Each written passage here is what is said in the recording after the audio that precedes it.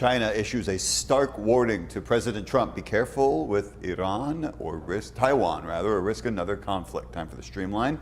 Everything you need to know in 10 minutes or less. President Trump is in China for a high-stakes summit with Chinese President Xi Jinping. Trump says their first meeting, quote, went great. But Chinese state media reports President Xi warned Trump about disagreements over Taiwan. China considers it a territory of Beijing, and Xi warned that any disagreements over that territory could cause the two countries to clash.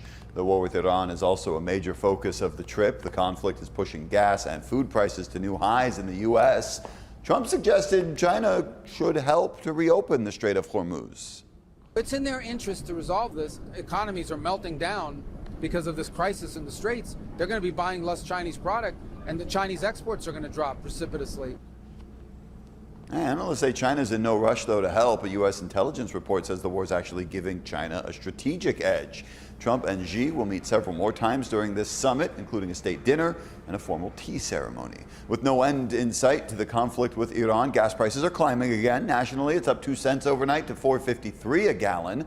Here in San Diego, no change. Gallon of regular is $6.18. While this remains a very difficult budget year, with real fiscal challenges and necessary trade-offs, we continued looking for responsible ways to protect important neighborhood services wherever possible. You asked, and he listened to some of it. Mayor Todd Gloria unveiled revisions to his proposed budget Wednesday, trying to balance the city's roughly $118 million deficit. His new plan now saves some library and rec center hours in several neighborhoods. The North Claremont Library branch, which was expected to close, will now be kept open. However, arts and culture programs still face massive cuts, losing about 85% of its funding. Gloria said that he is prioritizing safety, road repairs, homelessness, and affordability in his budget. The new plan saves a lot of programs that were on the chopping block. So where exactly did the new money come from to bring back some of these services? Central San Diego reporter Yasmin Ludi went straight to the mayor to find out. Every year, the city releases a budget where it feels like all hope is lost and programs from every department have to be cut. And while, yes, there are some cuts, if you look at the last few years, the city always seems to find the money they need in the end. But where is that money coming from? I went digging through the documents to find out.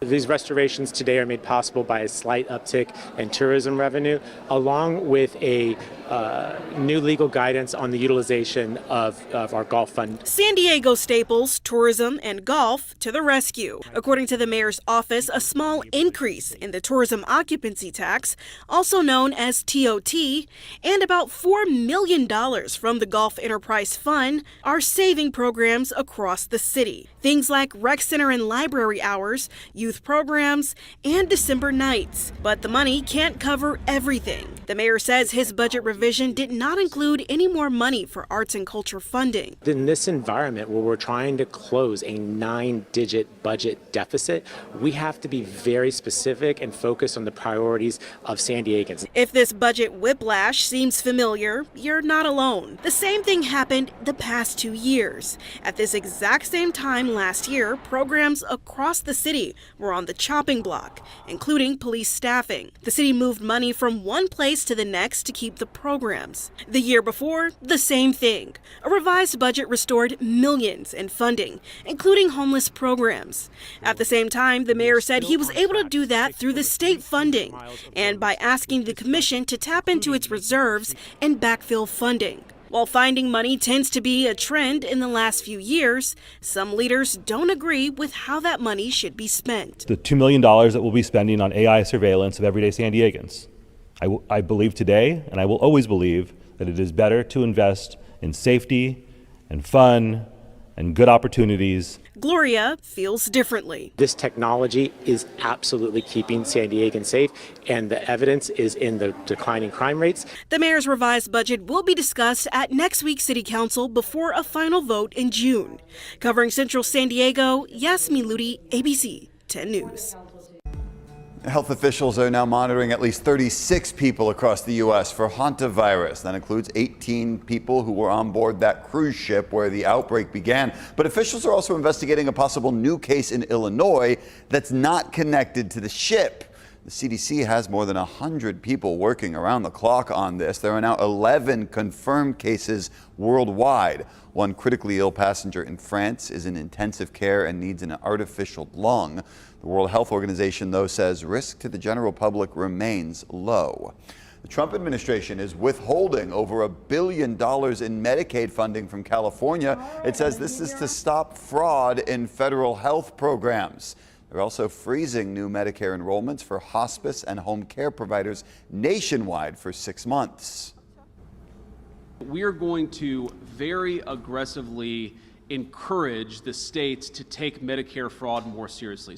For those states that refuse to get serious about fraud, we are going to turn off that anti-fraud money. And if we continue to find problems, we can turn off other resources within their state Medicaid programs as well.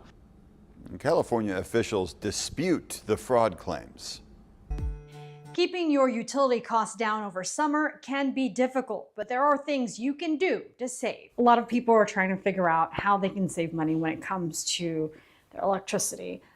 I took SDG&E Communications Manager Alex Welling with me to walk through a home and see if we can find areas that you may not realize may save you money on your electric bill. Looks like we do have some pull-down drapes, which are great. We do have the hangers for actual drapes, so you could do blackout curtains. Really anything to block the light. You're going to be able to cool down your home, and you're not going to have to use your AC as often. Blackout curtains will cost you about $10 to $40 per panel. Next, look at your light fixtures. Changing your light bulbs to LED can save you hundreds in energy costs. According to the Department of Energy, lighting accounts for about 15% of an average home's electricity use. Switching over to LED can save a family about $225 in energy costs per year. LED light bulbs will cost you anywhere from just over $1 to more than $100, depending on the type, brightness, and features. If you are heading out of town, you can also make a couple of changes to help you save. First, take a look at your water heater. If you aren't going to be home, adjust the settings to reflect that. And there are settings on there where you can set it to either vacation mode or just that the pilot light is on, so you're not burning all that energy trying to keep water hot when you're not using it. Which leads us to unplugging devices while you're out of town. There are things called energy vampires. So being able to unplug your air refresheners, unplugging your microwave, unplugging phone chargers, anything that has a little adapter on it is going to use electricity when it's plugged in. And if you want to see how much electricity you're saving by unplugging, head to SDG&E's website and look for the Vampire Energy Calculator, which will show you how much money you'll save for each unplugged item. For example, unplugging your microwave can save you $22 per year and your printer $38 per year. Marie Cornell, ABC 10 News.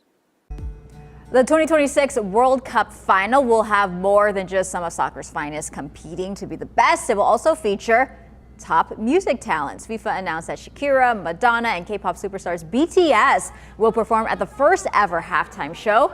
The final is scheduled for July 19th at MetLife Stadium, New Jersey.